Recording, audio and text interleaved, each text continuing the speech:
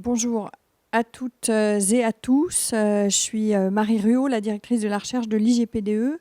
Je vous prie de nous excuser à la fois de notre retard et des coulisses auxquelles vous avez pu assister exceptionnellement aujourd'hui, parce qu'on a des problèmes technique de connexion, et donc il a fallu, avec la vidéaste que je remercie de l'IGPDE, trouver une alternative pour ne pas se trouver dans l'obligation d'annuler cette conférence que on est ravis de pouvoir donner aujourd'hui.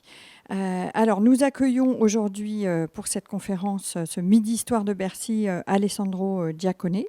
Et aujourd'hui, il va être question d'Europe, abordée à travers Pierre Uri, une des figures majeures de la construction européenne et l'un de ses fondateurs. C'est donc Alessandro Giacone qui va revenir sur le parcours de Pierre Uri, qui s'inspire ou revient en tout cas sur un ouvrage qu'on a eu le plaisir d'éditer l'année dernière et qui est consacré aux actes d'un colloque qui revenait donc sur Pierre Uri. Alessandro, je vous présente vraiment très rapidement. Vous êtes historien, vous êtes professeur associé à l'université Alma Mater de Bologne, et vos domaines de recherche sont ceux justement de la construction européenne et de l'histoire des institutions de l'Italie contemporaine. Et vous avez d'ailleurs en 2022 publié un ouvrage qui s'appelle « La France et l'Italie, histoire de deux nations sœurs ». Je vous remercie infiniment d'avoir accepté de donner cette conférence. Et donc, je vous cède la parole pour une quarantaine de minutes, 45 minutes maximum, de manière à ce qu'on ait un petit temps de questions-réponses après votre intervention. Bonjour, je voudrais tout d'abord remercier Marie Ruot qui a été un peu une fée qui s'est penchée sur notre berceau lorsque nous avons édité ce livre que je montre à la caméra, Pierre Uri, le parcours d'un fondateur de l'Europe. En 2021, à l'occasion des 110 ans de la naissance de Pierre Uri, le groupe d'études géopolitiques à l'École normale supérieure a été à l'initiative de ce colloque qui s'est déroulé sur une durée de 2 jours. Une première journée à l'École normale supérieure et la deuxième journée à la maison d'Oujaret, la maison de Jean Monnet, aujourd'hui appartenant au Parlement européen. On sont issus donc en fait 2 volumes, un les actes du colloque que je viens de vous montrer, mais également une retranscription des entretiens de Pierre Uri avec Anne Rasmussen. C'est un livre que vous avez en téléchargement libre sur le site de l'Institut de gestion publique et du développement économique, que je voudrais également remercier pour son aide. En fait, qu'est-ce qui s'est passé? C'est qu'à la fin des années 80, le Comité d'histoire économique et financière de la France a eu la bonne initiative, à l'impulsion de Jacques Blot et de Florence Descamps, et de tout un comité scientifique, de recueillir un certain nombre de témoignages de personnalités marquantes, notamment des inspecteurs des finances. Pierre Uri a été interviewé aussi. Il n'était pas, comme on le verra, inspecteur des finances, mais vu le rôle important qu'il a joué à la fois sur le plan de la politique économique et financière et dans les débuts de la construction européenne, son nom a été ajouté. Et donc, en fait, cet ouvrage que je remonte une dernière fois, qui a été retranscrit par Antoine Chattard et Noël Uri, est en fait la retranscription des entretiens qu'a donné Pierre Uri entre 1989 et 1990 à Anne Rasmussen. On pourrait donc se poser comme première question, qui est Pierre Uri? Encore une fois, son nom était très connu des personnes qui ont été aux affaires dans les années 40, 50, 60, mais il est vrai qu'aujourd'hui, pour le grand public, le nom de Pierre Uri est celui d'un illustre inconnu. Et ce colloque, en 2021, a donc eu le rôle, grâce aux contributions d'un certain nombre, j'espère qu'on entend nouveau, j'étais en train de dire que ce colloque qui a lieu en 2021, avec la participation d'un certain nombre d'historiens et d'historiennes de l'économie française, également des historiens de la construction européenne, a rassemblé ces contributions que j'ai donc publiées dans cet ouvrage. Alors, le personnage de Pierre Uri est important parce qu'il a été à la fois économiste, il a eu des fonctions éminentes au plan, à côté de Jean Monnet, et ensuite Une troisième phase de sa carrière se déroule dans les institutions européennes. Et enfin, une dernière partie se déroule au niveau de diverses associations. Je voudrais commencer par le premier point, qui est celui des années de formation de Pierre Ury. Je reviendrai ensuite en détail sur les fonctions de sa carrière. En fait, c'est un peu par hasard que Pierre Ury, qui est né en 1911, est devenu économiste. Il a fait des études en classe préparatoire, et notamment sous l'influence de ce grand philosophe et professeur de Cagnes, très connu à l'époque, qui était Alain. Et Pierre Ury, qui est une sorte d'enfant prodige, arrive à intégrer l'école normale en 1929, après une seule année de prépa.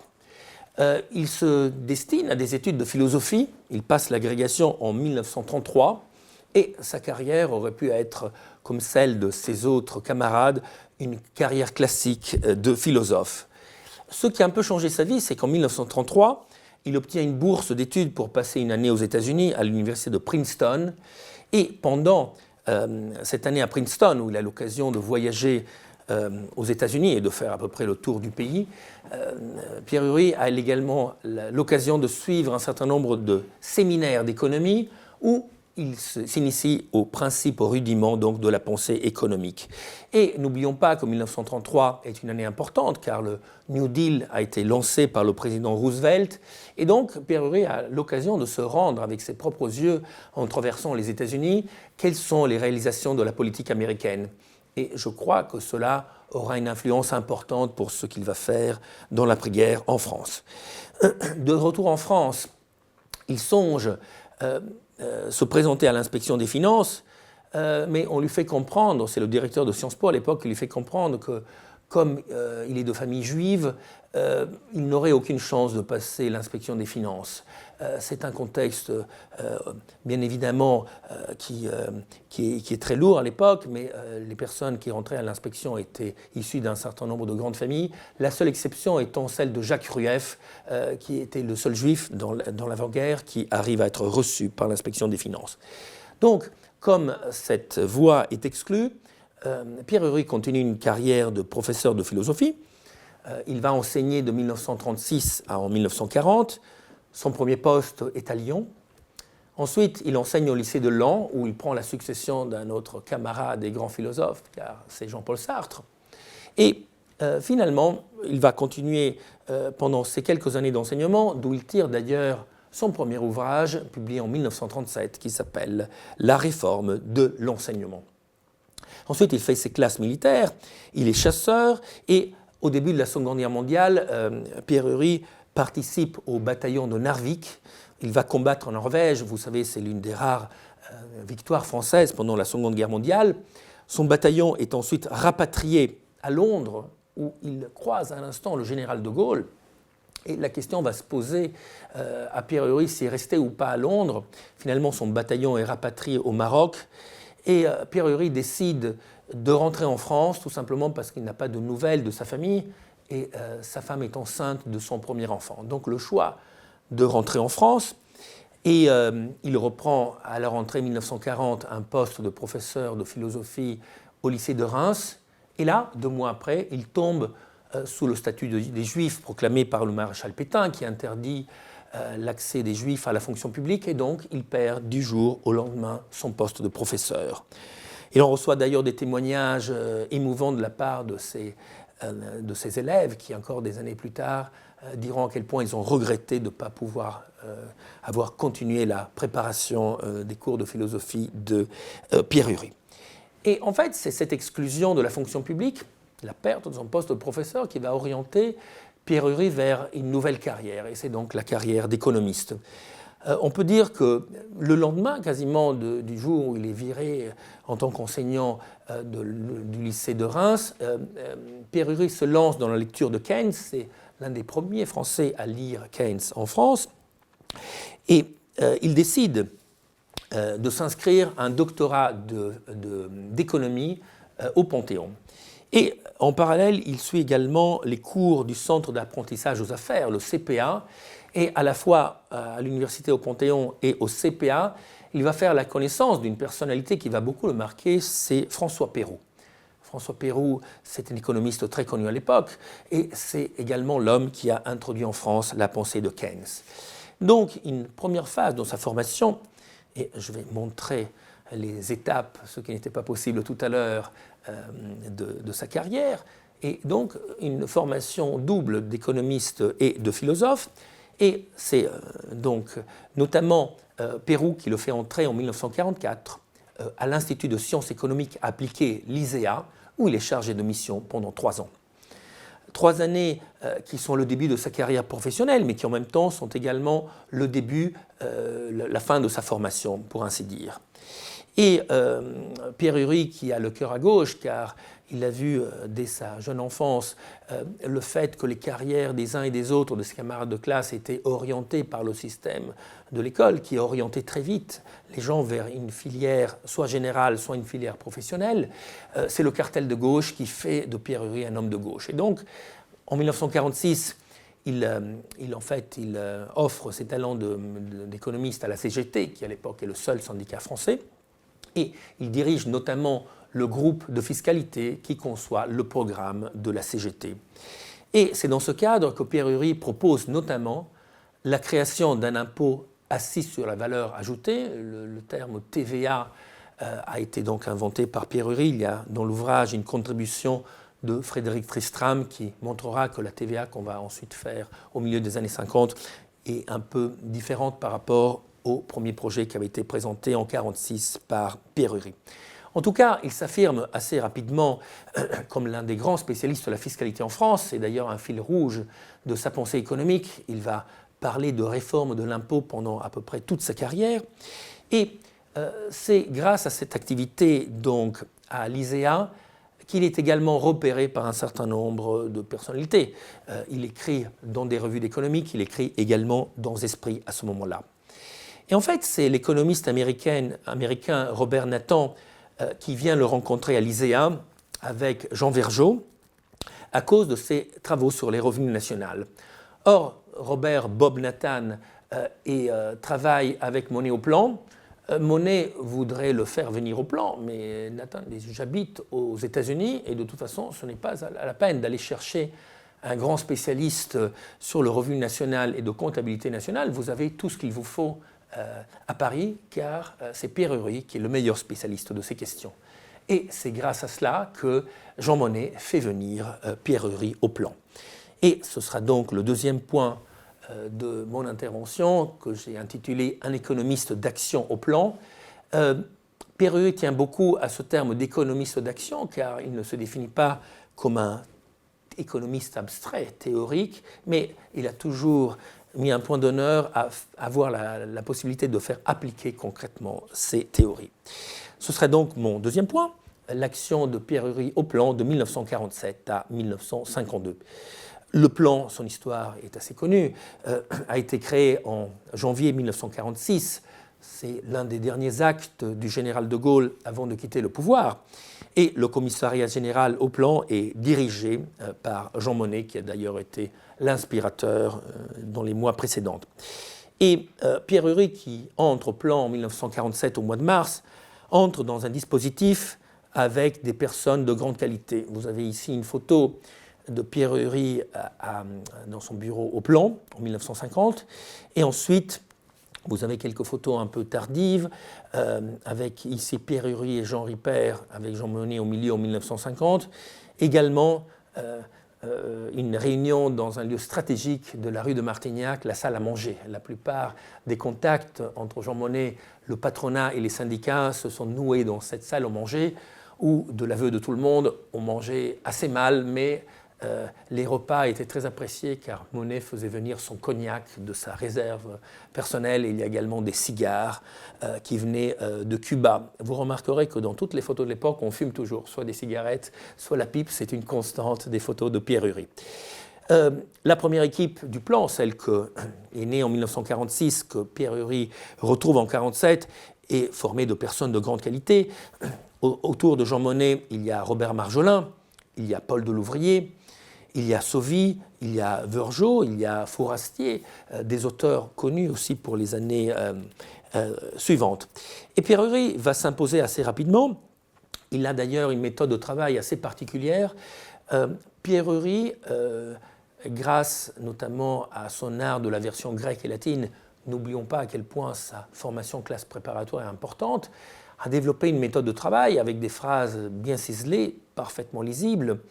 Mais Pierre-Ury lui-même écrit assez peu. En fait, il est devenu très bon, mais c'est un apprentissage qui lui a demandé du travail. Il dicte tous ses textes à des secrétaires. Donc, il souligne souvent dans ses mémoires ses exploits, à savoir il a été capable de dicter en l'espace d'une journée des rapports entiers de 18 pages. Il dit à Monet, il me reste peu de temps, mais donnez-moi 2 secrétaires et le rapport sera... Et à l'époque, n'oublions pas qu'il n'y a pas de traitement de texte, donc c'est un texte dicté et tapé doit être bon tout de suite. Donc, quand vous lisez du Pierre-Ury, ce n'est pas de l'économétrie très compliquée, mais c'est de l'économie accessible à tout le monde et toujours des textes d'une grande clarté, d'ailleurs, qu'il va regrouper et publier à la fin de sa carrière. On peut dire donc que Pierre-Ury est peut-être l'homme dont Monet a besoin, à condition de savoir un peu contrôler ses débordements. Monet n'a pas fait d'études, c'est un homme d'un très grand pragmatisme, d'une intelligence concrète, peut-être celui qui a su utiliser au mieux les qualités de Pierre-Ury. Et on peut dire aussi que peut-être les années où Pierre-Ury a été le plus efficace dans sa carrière, c'est tout à fait ces années au plan et ensuite à la haute autorité à Luxembourg. Concernant l'action de Pierre-Ury au plan, il y a dans l'ouvrage une contribution du professeur Michel Margueras, à laquelle je vous renvoie. Vous savez que la 4ème République est marquée par une grande instabilité. Les gouvernements tombent en général en moyenne une fois tous les 6 mois, mais c'est peut-être cela qui va donner de l'importance au plan, qui est une sorte d'institution stable à l'intérieur d'une république instable. Et d'ailleurs, l'une des tâches de Pierre-Ury et de Paul Delouvrier au plan, c'est d'écrire en fait des déclarations d'investiture des nouveaux présidents du Conseil. Comme le plan a toujours le pouls de la situation économique des données un jour, c'est souvent Ury et Delouvrier qui écrivent donc les investitures, les déclarations.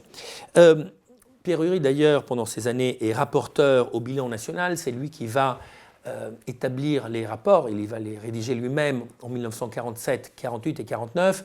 C'est des rapports d'une très grande lisibilité et qui font un peu le point sur les ressources qui sont à la disposition de la France dans une période importante, celle de la reconstruction. L'histoire du plan est bien connue. Monet a dégagé en 1946, avec ses commissions spécialisées de syndicats et de patronat, les 6 secteurs prioritaires sur lesquels va s'axer la reconstruction, qui sera possible bien évidemment grâce à l'aide Marshall qui va commencer, qui est annoncée en 1947 et qui va arriver en France à partir de 1948. Mais il y a un autre champ d'action très important pour Pierre-Ury au plan, c'est la lutte contre l'inflation. Et en fait, Monet va notamment s'appuyer sur l'action des syndicats et la CGT en particulier, qui va jouer un rôle important au plan dans la réalisation du premier et du deuxième plan, mais dans un contexte politique compliqué, car vous savez qu'en mai 1947, les communistes sont exclus du gouvernement Ramadier et qu'à la fin de l'année 1947, en fait, il va y avoir la scission de la CGT et la naissance de Force ouvrière. Ce qui va poser d'ailleurs des problèmes au plan lui-même, car Pierre-Ury souhaiterait que le représentant de la CGT, qui s'appelle Pierre Lebrun, participe également, que le plan soit adopté en son nom, ce qui ne sera pas possible, même si on trouvera une formule pour faire comprendre que la CGT y a quand même participé. Et la lutte contre l'inflation va commencer à aboutir au début de l'année 1948. Fin 1947, Robert Schuman est devenu président du Conseil et c'est René Meyer qui est ministre des Finances. Et le plan Meyer a été préparé au plan dans les mois précédents. Il va être mis en œuvre notamment par Paul Delouvrier qui va quitter le plan et qui va devenir directeur de cabinet de René Meyer. C'est ça qui permet de faire passer dans la politique du gouvernement les mesures qui ont été préparées au plan. Quelles sont ces mesures ? En fait, il s'agit tout d'abord de taxer les personnes qui avaient peut-être trop bénéficié du marché noir pendant les années d'occupation. Ça va être fait grâce au retrait de la circulation des billets de 5 000 francs, ce qui va faire rentrer dans les caisses de l'État 290 milliards de francs. Ensuite, il y a un prélèvement exceptionnel sur les non-salariés et les salaires les plus élevés. sans compter un emprunt libératoire et une dévaluation du franc de 80%. Alors, ce projet a été conçu en partie aussi par Pierre Ury, et par la suite, Pierre Ury vantera toujours les mérites de ce plan de stabilisation, le plan Meyer, qui, en quelques mois, réussit à faire tomber le taux d'inflation de 45% à 2%. Et c'est une stabilisation qui a été faite sans créer de chômage, parce que pendant ce temps-là, les salaires et la production ont augmenté de 8% en 18 mois. Donc un plan réussi auquel Pierre Ury va s'inspirer et qui va présenter pendant le reste de sa vie. Et ensuite, bien entendu, au plan, il y a un troisième volet d'action, c'est on commence à réfléchir aux possibles organisations du continent européen. Il faut dire que Jean Monnet n'a pas pensé tout de suite à l'Allemagne. Hier s'est déroulé à la Maison de l'Europe un colloque sur Monnet-Schuman auquel je vous renvoie pour approfondir cette période. Dans un premier temps, Schuman pense beaucoup à l'Allemagne. Cet aspect est absent de la pensée de Monnet, qui tourne ses efforts et sa pensée notamment à l'Angleterre. Monnet a des liens historiques avec la Grande-Bretagne. Il y a le projet d'union de 1940. Et donc, en 1949, il va inviter celui qui est un peu son correspondant anglais, Lord Edwin Plowden. Plowden il préside un organisme qui est à peu près comparable au plan français. Et donc, c'est Plowden qui commence à avoir ses entretiens avec Monnet. Des entretiens, d'ailleurs, qui ne vont pas donner grand-chose. Et c'est en fait l'année suivante, nous sommes au début de l'année 1950, alors que se pose pour la politique étrangère française et pour le ministre des Affaires étrangères Robert Schuman la question de la Sarre, car la politique française souhaiterait que la Sarre soit un État autonome sous le contrôle de la France, ce qui n'est pas du tout accepté par l'Allemagne d'Adenauer. Et la diplomatie française est engluée pendant les premiers mois de 1950 dans cette question-là. Et c'est cette difficulté qui va être à l'origine, comme vous le savez, du grand acte européen de cette année-là, c'est-à-dire la déclaration Schuman. La déclaration Schuman qui est préparée, encore une fois, par Monnet et son équipe. Il y a une contribution dans cet ouvrage par Jean-Marie Paléré, ancien directeur des archives européens à Florence, qui a essayé de détailler la contribution précise et exacte de Pierre Ury. Le premier entretien a lieu chez Monnet à Aujaret le 16 avril 1950. Ury n'y est pas. Monnet a convié son numéro 2, Étienne Hirsch, et un juriste, Paul Rother, mais dès le lendemain, Jean Monnet donne ce premier papier à Pierre Ury. Il y aura plusieurs ébauches du plan Schuman, et c'est Ury qui a notamment ajouté toute la partie économique. En tout cas, la suite de l'histoire est d'ailleurs assez drôle parce que Monnet présente ce projet au président du Conseil qui est Georges Bidault, qui a raté son occasion d'entrer dans l'histoire parce qu'on parlerait aujourd'hui peut-être de plan Bidault et de plan Schuman. Bidault l'a ignoré, c'est resté au fond d'un tiroir et donc c'est Jean Monnet qui présente ce projet à Robert Schuman. Il le remet d'ailleurs dans une gare et pendant le voyage, Robert Schuman lit ce projet et il a dit qu'il l'accepte. Il y a eu quelques petites modifications, mais on peut dire que Robert Schuman n'a pas écrit le plan qui porte son nom, mais il a bien entendu eu le courage politique de le présenter. C'est la célèbre séance d'abord au Conseil des ministres et ensuite au Quai d'Orsay, où, ayant convoqué des journalistes le 9 mai 1950, Schuman annonce la création d'une haute autorité du charbon et de l'acier. D'ailleurs, un journaliste demande à Schuman si cette déclaration n'est pas un peu un saut dans l'inconnu. Schuman dit oui, c'est un saut dans l'inconnu. Et il appartiendra aussi à Pierre Ury d'écrire le discours par lequel Schuman explique aux députés ce dont il est question. Alors, cela va ouvrir les négociations pour le traité de Paris.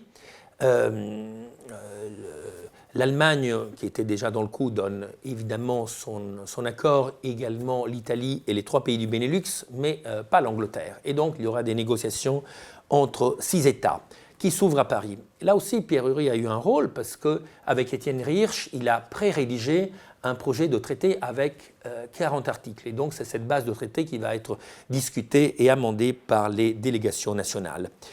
Je passe les détails, je dis simplement que c'est Étienne Hirsch qui invente le nom de communauté européenne du charbon et de l'acier, qui n'était pas dans le plan Schuman. Et c'est notamment ce terme de communauté qui va permettre d'éviter l'éternel débat de savoir si la nouvelle Europe sera une fédération ou une confédération. En tout cas, comme vous le savez, ce traité est signé à Paris le 18 avril 1951 et il va entrer en vigueur l'année suivante. On peut donc dire qu'à la fois dans la déclaration Schuman et également le traité de Paris, Pierre Ury a eu un rôle important également au niveau de la négociation. Il y a des détails assez techniques dans la manière dont on va voter, qui ne vont pas pénaliser les petits pays, qui a été inventé par Pierre Ury. Je pourrais éventuellement y revenir plus tard dans les questions. S'ouvre ainsi la troisième phase de la carrière de Pierre Ury, mais avant de clore sur la période du plan, je dois quand même ajouter que c'est également à l'automne 1950 qu'est conçue au plan une autre étape importante qui a échoué de la construction européenne, à savoir la communauté européenne de défense. C'est toujours la même équipe, Monnet, Hirsch, Pierre Ury et d'autres, qui vont présenter le projet de ce que va devenir le plan Pleven, auquel Pierre Ury d'ailleurs n'a pas beaucoup cru, car il trouvait que les modalités de fonctionnement de cette nouvelle armée européenne, toute la question de savoir si les contingents étaient nationaux ou pas, et surtout l'absence de financement et de ressources propres, mettaient en fait en danger l'existence de cette communauté européenne de défense, que, comme vous le savez, ne va pas fonctionner. J'y reviendrai tout de suite. Je passe donc à la troisième phase de cet exposé, c'est l'action de Pierre Ury en faveur de l'Europe. Le traité de Paris est donc signé en avril 1951, mais il faut une année pour que les équipes de Monnet s'installent à Luxembourg. D'ailleurs, pourquoi Luxembourg? C'est qu'on avait évoqué la possibilité d'avoir plusieurs capitales européennes. Il y avait déjà Strasbourg, où avait été créé l'année précédente le Conseil de l'Europe. Les Italiens suggéraient Turin. Les Allemands préféraient une ville de la Ruhr, où se trouve le bassin minier allemand. Alors, toute la question qui se pose à l'époque est finalement tranchée par le chef de gouvernement du Luxembourg, Joseph Bech, qui dit si vous voulez finalement une ville au centre de l'Europe où il y a un bassin minier, une fois que tout le monde s'est écharpé, c'est une solution très simple, c'est la ville de Luxembourg. Et donc, c'est là où va s'installer l'ACK. Jean Monnet prend dans ses bagages certains de ses collaborateurs. Étienne Hirsch reste à Paris parce qu'il va prendre la suite de Monnet au commissariat général de plan, mais Pierre Ury fait partie de l'équipe qui rejoint donc Monnet à Luxembourg. Et en fait, il a un rôle très important car c'est Pierre Ury qui va rédiger le mémorandum qui préside le comité de démarrage de la CK. En d'autres termes, c'est lui qui définit un peu comment doivent fonctionner les nouvelles institutions communautaires. Et la haute autorité de la CK est structurée en divisions. Et Pierre Ury lui-même devient directeur de la division de l'économie générale à la CK. Alors, vous pouvez imaginer que la division de l'économie à la CK est une structure très importante. Eh bien, il n'en est rien. Vous avez ici une photo. Vous avez ici, c'est une photo de 1953, un peu plus tardive, où vous voyez avec Pierre Ury, son adjoint allemand qui s'appelle Rodolphe Regoul, et Fernand Spaak, qui est le neveu de l'homme politique belge. En fait, la division de Spaak compte quelques secrétaires et les collaborateurs de Pierre Ury sont 2 ou 3. En fait, Pierre Ury disait qu'en ayant une petite division, il pouvait mieux travailler, et une division est d'autant plus importante qu'elle compte peu de personnalités. Et dans ce rôle de démarrage de la haute autorité, Pierre Ury est à peu près mélangé à toutes les réflexions de Monnet. C'est lui qui met au point également un système de prélèvement, ce qu'on appelle le premier impôt européen sur les entreprises qui produisent du charbon et de l'acier. Et on peut dire, pour résumer un peu la manière dont se passaient les réunions, vous avez ici une autre belle photo de 1953 du comité d'investissement de la CK. Vous voyez que tous les regards convergent vers Pierre Ury, qui est l'homme qui se trouve au centre, et Jean Monnet lui-même se tourne vers Monnet pour avoir son avis. Et ça, c'est les membres de la haute autorité. On peut dire que Monnet, d'ailleurs, n'a rien d'un technocrate. C'est quelqu'un qui essaie à chaque fois sans véritablement de structure, de faire des réunions de brainstorming auxquelles tout le monde peut participer. Max Konstam m'a dit d'ailleurs, qui est le secrétaire général de la Haute Autorité, m'avait raconté que Uri était toujours présent et avec sa grande intelligence, il proposait souvent des solutions simples, mais en même temps avec beaucoup d'abstraction. Et Monnet, qui était un homme pragmatique, disait de temps en temps « Cela devient trop compliqué, je ne comprends pas et je ne veux pas comprendre ». Donc Monnet avait ce rôle de ramener un peu la simplicité, les bouillonnements intellectuels de Pierre Uri et de ses autres collaborateurs. En tout cas, c'est une institution qui n'a rien à voir avec la Commission européenne actuelle. D'ailleurs, Monnet, qui n'a rien d'un technocrate, commence ses journées en marchant dans la forêt au Luxembourg. Il débarque au bureau en fin de matinée. Il réunit ses collaborateurs. Vers le coup de 6 heures, il demande à quelqu'un de faire une note. Souvent, ça va l'occuper pendant toute la nuit. Et le matin, donc, Monnet se voit remettre par son chauffeur une note qu'il va ensuite réfléchir en forêt. C'est donc le fonctionnement pas très administratif de Jean Monnet et de son équipe. Donc, la CECA commence à fonctionner. Il commence à y avoir une production commune de charbon et d'acier avec l'établissement d'un marché intégré. Mais en même temps, on réfléchit aussi à la suite. Et or, ce qui se passe en 1954, avec l'échec de la Communauté européenne de défense, vous savez que l'Assemblée nationale française décide par un expédient parlementaire qu'il n'y aura jamais de vote sur la CED. Il y aura simplement une question préalable et on décide d'abandonner la question, qui ne sera donc pas abordée à l'Assemblée nationale. Ce que les fédéralistes vont appeler le crime du 30 août 1954, va être en fait à l'origine d'une profonde crise à la CECA. Jean Monnet lui-même, d'ailleurs, décide de ne pas demander le renouvellement de ses fonctions dans la nouvelle CECA. Et donc, c'est un moment de doute. On croit d'ailleurs à ce moment-là que la construction européenne va s'arrêter. La CECA, certes, est importante, mais le charbon est déjà en perte de vitesse, car le pétrole est en train de s'affirmer comme les nouvelles sources d'énergie. Et en fait, à Pierre Uri revient le mérite, reconnu d'ailleurs par les mémoires de Monnet, d'avoir suggéré des pistes de relance.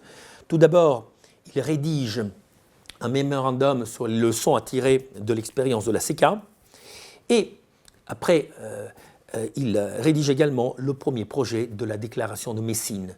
Du 1er au 3 juin 1955, les ministres des Affaires étrangères se réunissent à Messine, et il est décidé donc de donner mandat à Paul-Henri Spaak, Premier ministre belge, un rapport sur la suite. Or, ce rapport va être intégralement rédigé par Pierre Uri. Il avait déjà donné à Spaak des textes préparatoires, mais le point essentiel du débat qui a lieu notamment entre la délégation française et les autres gouvernements est le suivant.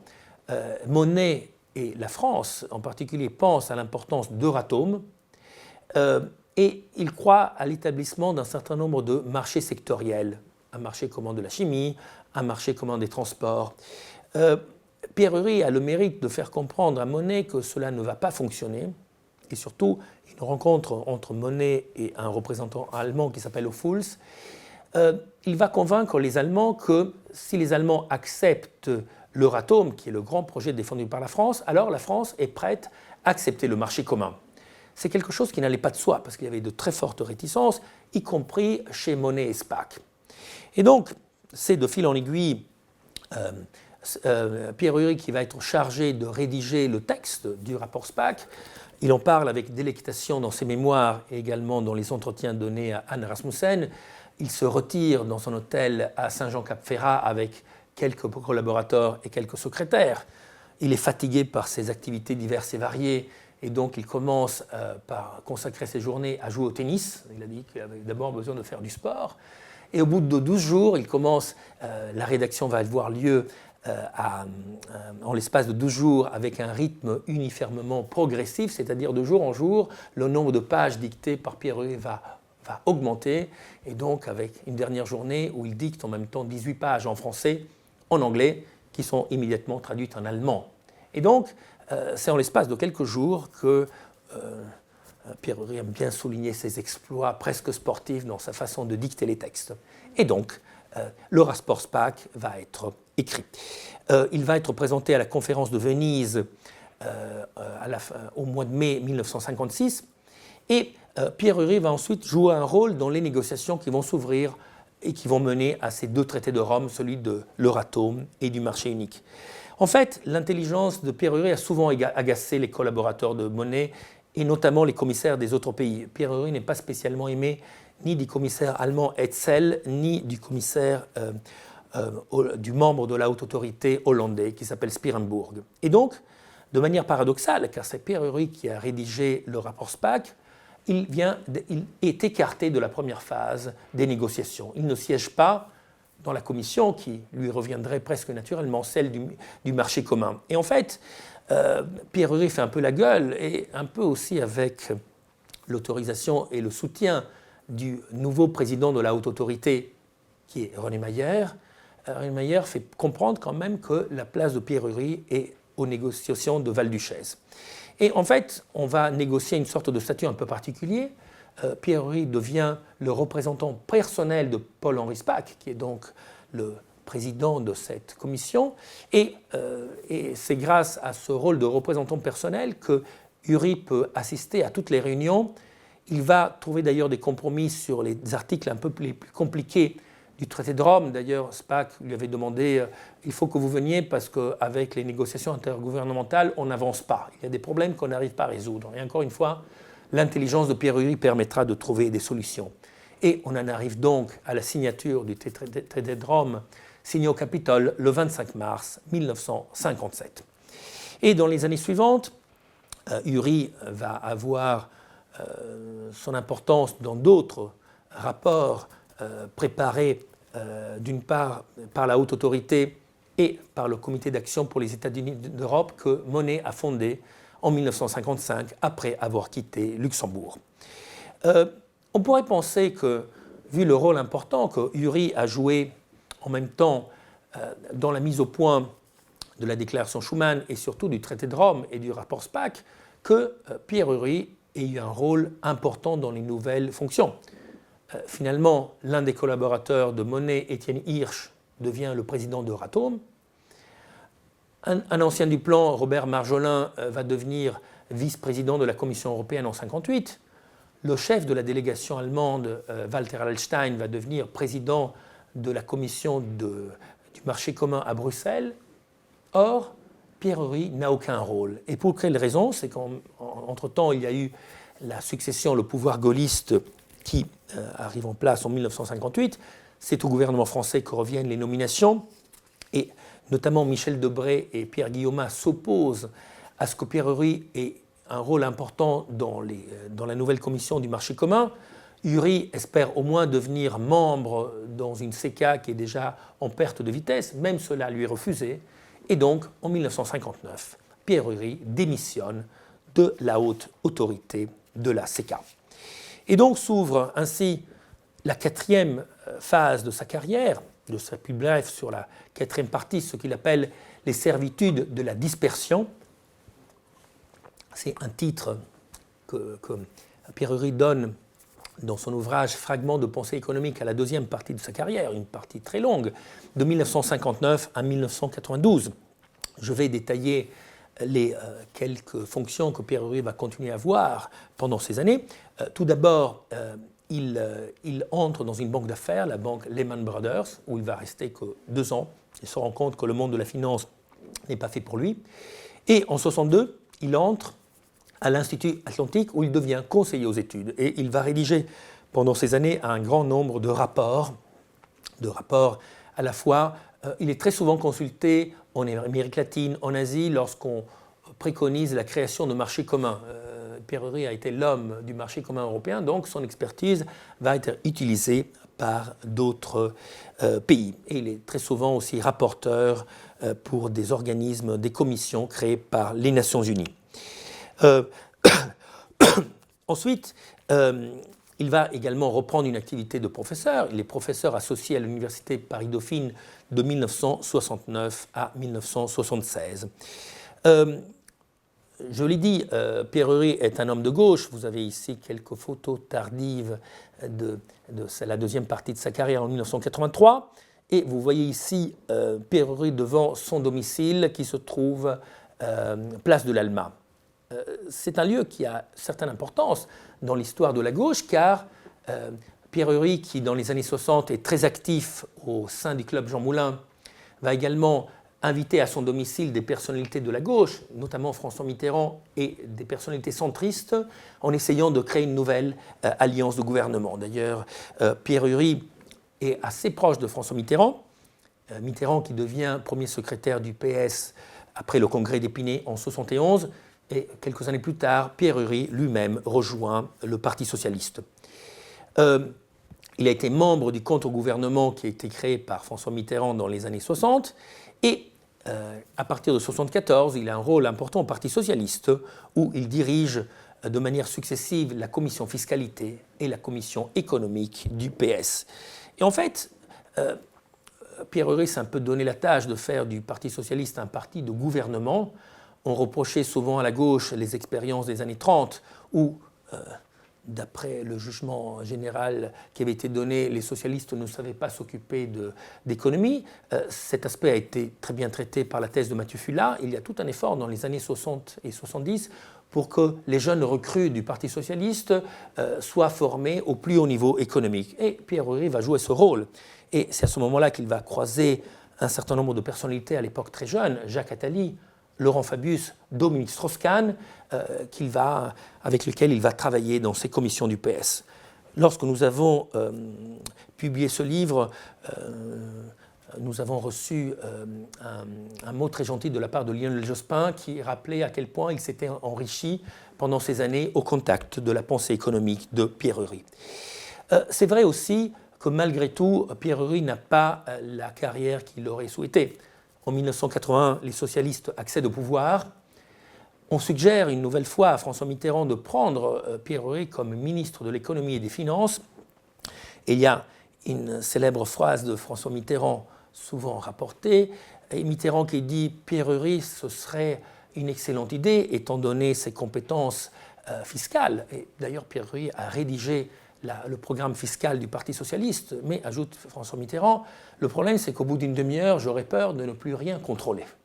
Et donc, encore une fois, peut-être le caractère quelque peu bouillonnant et génial de Pierre Ury lui a joué de mauvais tours sur le plan politique. Et comme vous le savez, c'est donc Jacques Delors qui sera ministre de l'économie et des finances. Il faut dire que la politique économique qui est menée par le gouvernement Mauroy n'est pas partagée par Pierre Ury, qui sera très critique et très amer sur les premières mesures qui sont prises par le gouvernement socialiste, qui vont amener, comme vous le savez, d'une part aux nationalisations et à 3 dévaluations. Alors Pierre Ury continue pendant ces années à être actif. À la demande de Michel Rocard, il est rapporteur pour le 9e plan, qu'il publiera sous le titre « Réduire les inégalités ». Il fait partie d'un certain nombre de commissions, la commission d'Autrem pour la protection et le développement de l'épargne. Il est également au conseil d'administration de Paribas, mais il va consacrer la dernière partie de sa vie à l'écriture d'ouvrages, les ouvrages qu'il a écrits en 1981 pour changer l'impôt et aider le monde à se nourrir lui-même. Et surtout, les dernières années de sa vie, il va donner beaucoup d'entretiens rétrospectifs, notamment sur sa carrière européenne. Il va témoigner devant le professeur Griffith à Florence. Il va parler avec les premiers biographes de Jean Monnet, que sont Éric Roussel et François Duchesne. Et il va lui-même, bien entendu, donner les entretiens au comité d'histoire économique et financière de la France. Et il va regrouper ses textes en 1989 sous le titre de Fragments de politique économique et publier ses mémoires en 1991, Pensée pour l'action, un fondateur pour l'Europe. Pierre Ury va décéder le 21 juillet 1992 à Paris, et je voudrais vous quitter sur une dernière phrase. On peut dire que finalement, Pierre Ury n'a pas eu la carrière qu'il méritait au niveau européen. En revanche, son influence dans les textes et dans les traités européens a été absolument majeure. Et en cela, il applique peut-être la maxime de Jean Monnet qu'il vaut mieux faire quelque chose qu'être quelqu'un. Et je vous quitte sur cette phrase. L'Europe, je reste convaincu que c'est le seul dessein qui soit à la mesure de notre monde et de notre temps. Je vous remercie de votre attention. Merci beaucoup Alessandro Giacone pour ce résumé très rapide d'une vie intense et longue. On a quelques questions. Une des premières qui est arrivée, vous l'avez déjà un petit peu évoqué, mais malgré tout, ça vaut peut-être le coup d'y revenir un petit peu. Qu'est-ce qui explique finalement que Pierre Ury, qui a euh, compté et qui a une œuvre importante, ait été à ce point oublié, entre guillemets, et que son nom ne soit pas davantage associé ou cité parmi les pères fondateurs de l'Europe. Alors, je vous donne quelques questions si ça vous va, et puis comme ça, vous pourrez répondre d'un coup. Il y a une question sur la TVA. L'impôt sur la valeur ajoutée que proposait Pierre Ury fonctionnait-il sur le même principe que la TVA de Maurice Lauré?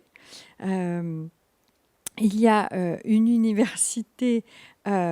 une question sur l'université Alma Mater a formé beaucoup de beaux esprits, dont le mien, mais par quel miracle un professeur italien a-t-il choisi de s'intéresser à un grand Français, entre guillemets. Voilà. Écoutez, je vous cède la parole pour ces quelques questions. Je vais commencer à répondre.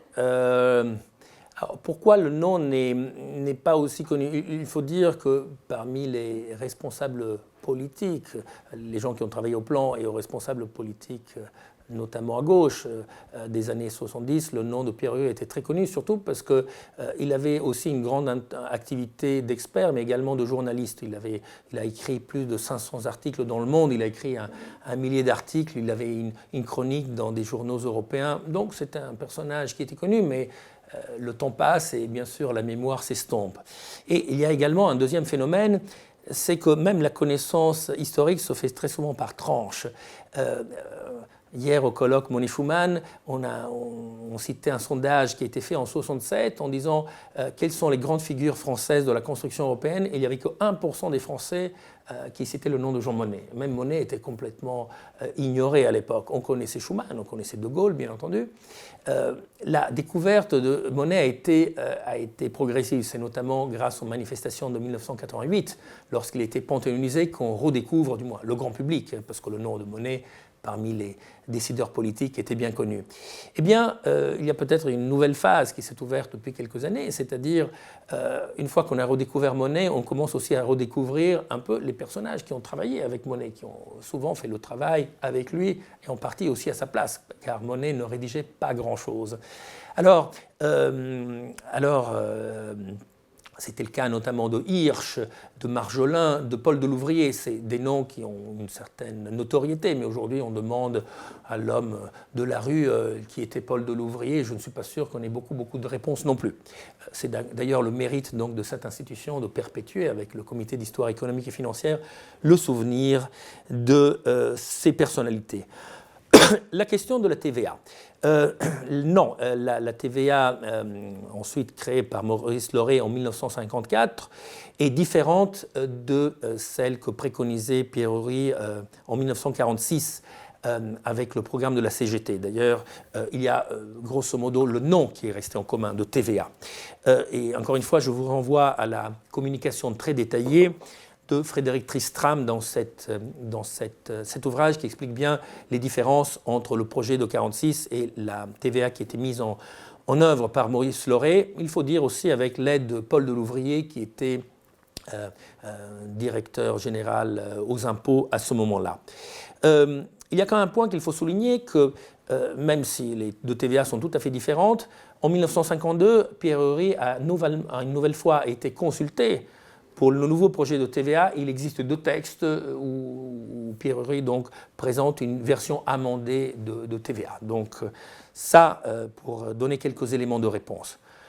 Quant à ma destinée personnelle, je dois dire qu'il y a un certain intérêt de Pierre Ury en Italie, et notamment un des grands cerveaux, on peut dire, de la monnaie unique, qui était le regretté Tommaso Spadoschioppa, qui était le secrétaire général du Comité de l'Or, a écrit un jour qu'on reconnaîtra un jour que la structure et le fonctionnement des institutions européennes doit beaucoup à Pierre Ury. Et effectivement, il y a encore un logiciel aujourd'hui européen qui doit beaucoup à la pensée de Pierre Ury. Je résume en un mot, quand on dit qu'une entreprise qui est en déconfiture, il ne faut pas la sauver, mais il faut plutôt préparer la réadaptation des gens qui vont être au chômage pour il travaille dans des secteurs plus dynamiques et plus nouveaux. Ça, c'est une application des idées de Pierre Ury-Auplan. C'est le principe de la reconversion, et je pourrais donner d'autres exemples. Donc, il y a un certain intérêt de quelques économistes en Italie pour Pierre Ury, mais cela ne dépend pas du tout de moi, car moi j'ai une carrière, on va dire, qui a été française jusqu'à une époque récente, jusqu'à il y a 7 ans. Et j'ai commencé d'ailleurs ma carrière avec un premier ouvrage sur Paul Delouvrier, et ensuite en travaillant sur un autre collaborateur de Jean Monnet qui s'appelait Jean Guyot. Donc, la raison personnelle n'est pas liée à l'intérêt particulier de l'Université de Bologne pour Pierre Ury. Merci beaucoup. On a encore quelques minutes. Est-ce que vous pourriez, alors c'est pas forcément un exercice qui va vous plaire, mais résumer ou donner quand même en conclusion la pensée, la façon dont Pierre Ury concevait l'Europe, pourquoi pour lui c'était si important. Voilà, il est mort en 92, depuis l'Europe a grossi, grandi, elle connaît aussi des turbulences. Je trouve que ce serait bien qu'on finisse en revenant sur la pensée qu'il avait sur cette construction et pourquoi c'était si important de la construire au sortir de la Deuxième Guerre mondiale. Oui, alors bien entendu, il y avait une raison évidente et urgente, c'est qu'on a voulu reconstruire la France et pas de la même manière dans la Première Guerre mondiale, ce qui avait posé des tas de problèmes de modernisation. Mais si on s'en tient simplement à l'Europe, il y a un aspect qu'on a essayé de souligner à travers plusieurs contributions. Je voudrais également citer celle de mon collègue Laurent Varlouzet et de Céline Lacombe qui ont étudié un peu le rôle de Pierre Ury à la haute autorité. Il y a un paradoxe, c'est-à-dire on a eu en 2005 un référendum en France où le débat à l'intérieur de la gauche a été assez virulent et sur un point précis. C'est-à-dire le principe de concurrence de marché où la concurrence est libre et non faussée. Vous savez qu'encore aujourd'hui, à gauche, et notamment dans ce qu'on appelle la gauche radicale, mais également au sein du PS, ce thème de la concurrence libre et non faussée a fait couler beaucoup d'encre. Or, on peut dire que ce principe de la concurrence libre et non faussée a été inventé par un socialiste français, et c'est Pierre Ury. Parce que dans tous ses textes, à la fois au plan et à l'Europe, il insiste sur ce principe. Alors, de quoi s'agit-il ?